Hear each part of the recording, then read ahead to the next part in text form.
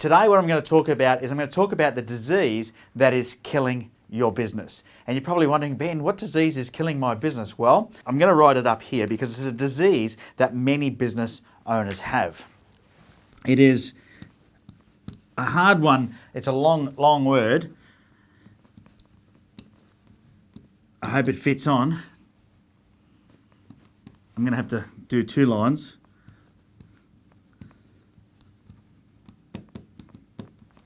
So it's no one can do it as good as me-itis. No one can do it as good as me-itis. So this is the disease that I believe is killing your business. It's killing many businesses. It certainly killed my business from time to time and has a detrimental effect on my profitability. Now the reason for this, I think, and I spoke about this a couple of whiteboard wisdoms ago, is because I think what's going on is that you value your money more than your time, and so you end up doing tasks that you shouldn't be doing.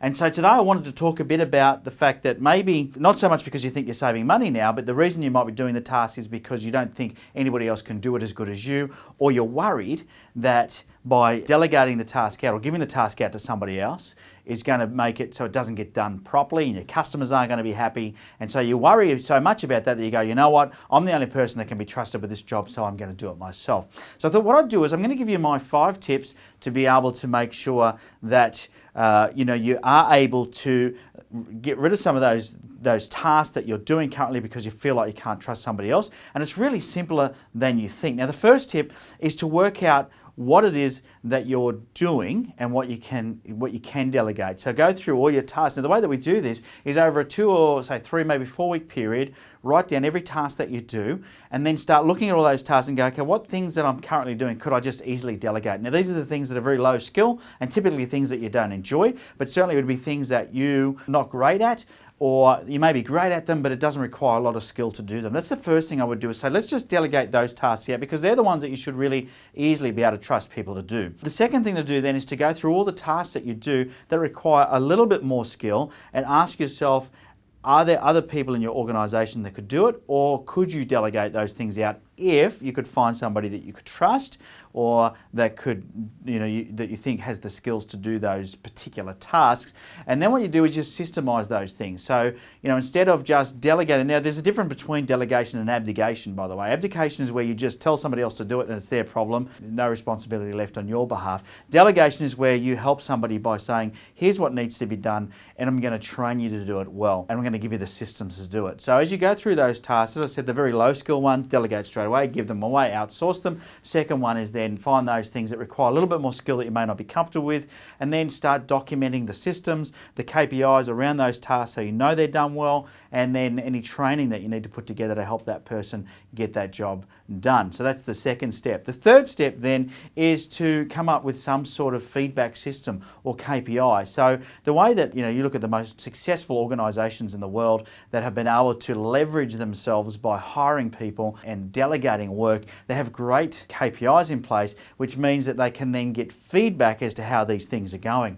And a great leader is able to give their team feedback based on facts, not fiction, and so KPIs are really, really important. So you can say, okay, based on the KPIs, I can see that this job is not getting carried out properly. Here are the areas where we need to improve. So rather than worrying about, because this is why you don't delegate work and you've got this no one can do it as good as me-itis, is you think that if you delegate the work out or give it to somebody else to do, they're not going to do it properly, and you've got no way of checking whether or not it's done properly. So this third tip is to make sure that you have a set of KPIs so you can then make sure that the team member that you allocate this job to is able to give you the feedback, or the system gives you the feedback, or the results give you enough feedback for you to be able to work out whether or not that job is getting done satisfactorily. Which then leads me to step 4, or tip number 4, is you then need an ongoing training system. Now people said to me, Ben, what happens if you train your team and they leave? I say, what if you don't train them and they stay? What's more horrifying? So, it's good to have the feedback coming back, so the KPIs to make sure that it can be done properly, but then you need ongoing training. So, people need to be retrained, and it's what they call recurrency training.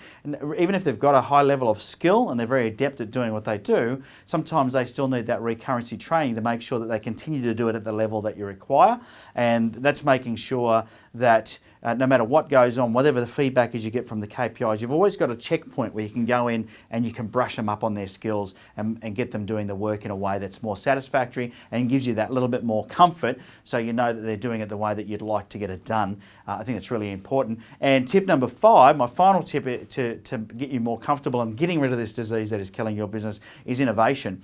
And innovation is something that I think every business owner should embrace, especially when you're delegating work out. Innovate in a way that makes it easier for people to do it in a way that is consistent and to your liking or your standards. There's a lot of tools and resources out there that allow you to innovate and make it easy for your team to be able to deliver at a higher level, give better customer service, complete jobs quicker, be more efficient, be more effective, and work on the things that are going to give the best return on investment, and at the same time give you the feedback that you want. So for example, you could use a CRM that tracks every part of the sales stage, when people are going through your sales process, and you can know then that your team are looking after things correctly. Same with maybe production. You could have a system in place with technology that tracks the effectiveness of the production and make sure that your team are doing the right things at the right times to get the right results. So that's my 5 tips for getting rid of this disease. It's not a complete cure. It's a treatment that lowers the symptoms, because there'll always be some symptoms as business owners of this no one can do it as good as you-itis. But it's important to identify that, there are plenty of great people out there. In fact, the best businesses are built